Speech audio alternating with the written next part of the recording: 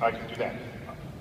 I want to say that before I leave with a cosmic perspective, I see the pendulum swinging back. We spent a couple of decades there where it was fashionable to deny science in a big way, in an audacious way, to, at a party, chuckle about how badly you did in science.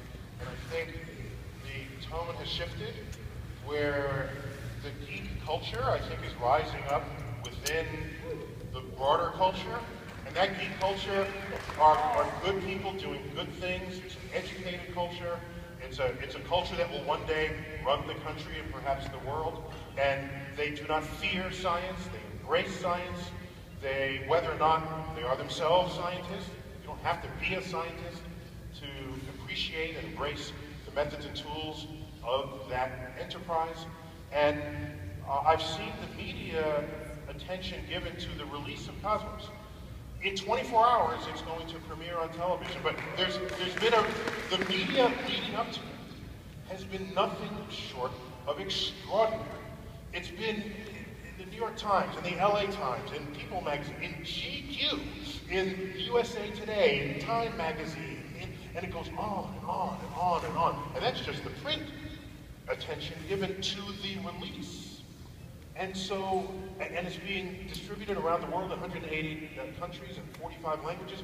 I'm thinking, and then I looked at like my Twitter following, it's like 1.7 million Twitter. I said, did I remind you that I'm an astrophysicist? Did I tell you that? Like, because I don't know how this number is so. Well, how does that happen? And it must mean that there's a hunger out there. There's an appetite that has not been filled, that is waiting to be served. And I claim, I assert, that Cosmos is landing on fertile ground because science is becoming mainstream. And we just learned in a press release hours ago, that Monday night on Fox, in the 30 seconds at the beginning of the first episode of Cosmos, President Obama is going to introduce the show. So, if the President of the United States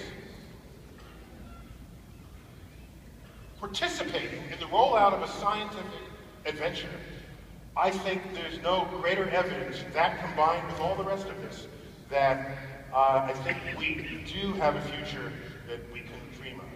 And that future will be informed by innovations in science and technology, and this community especially, I think, is going to lead that. So let me just leave you with a scientific perspective that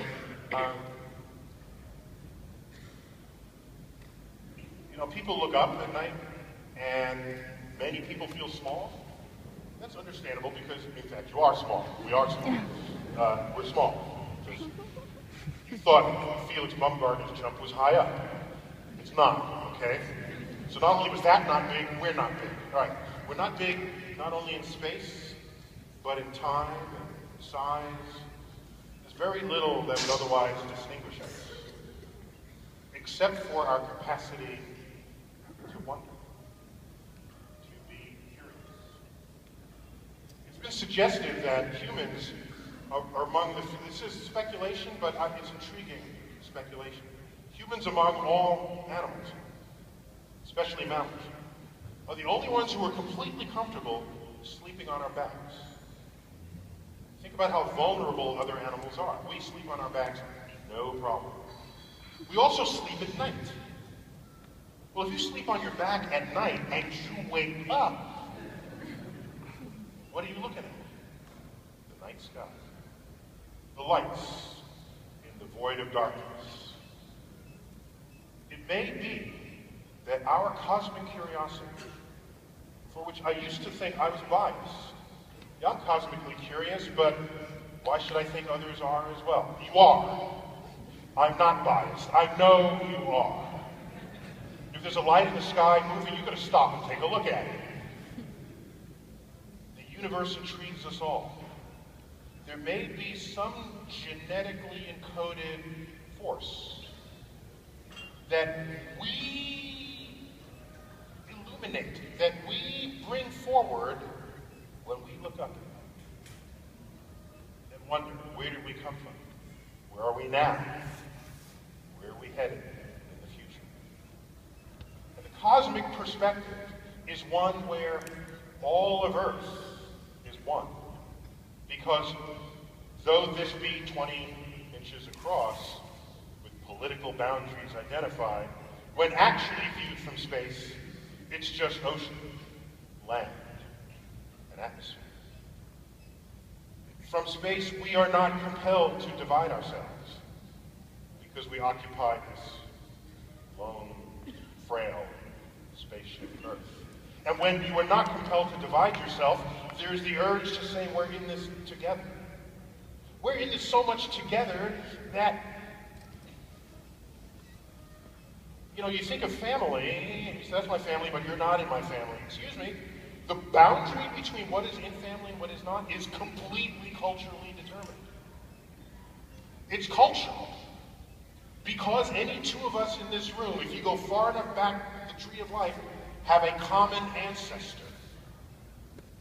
So we could draw it that far back and say we are family.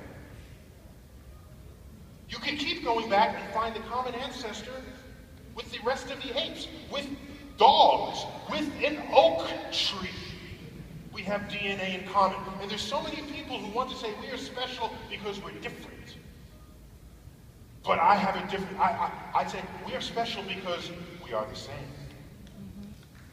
We are part of this world where we have DNA in common with yeast, with oak trees, with these insects that scurry under bush.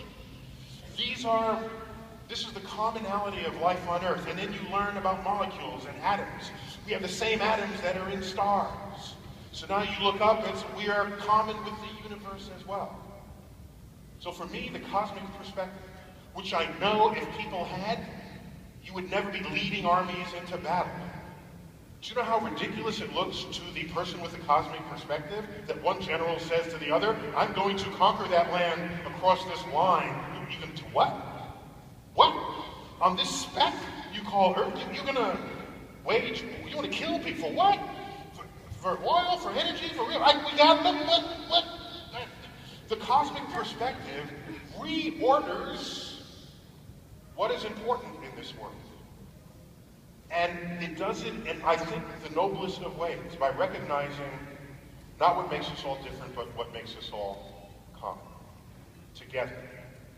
Alone. With the fate of our planet and our civilization in our hands. Neal Tyson 2016! No!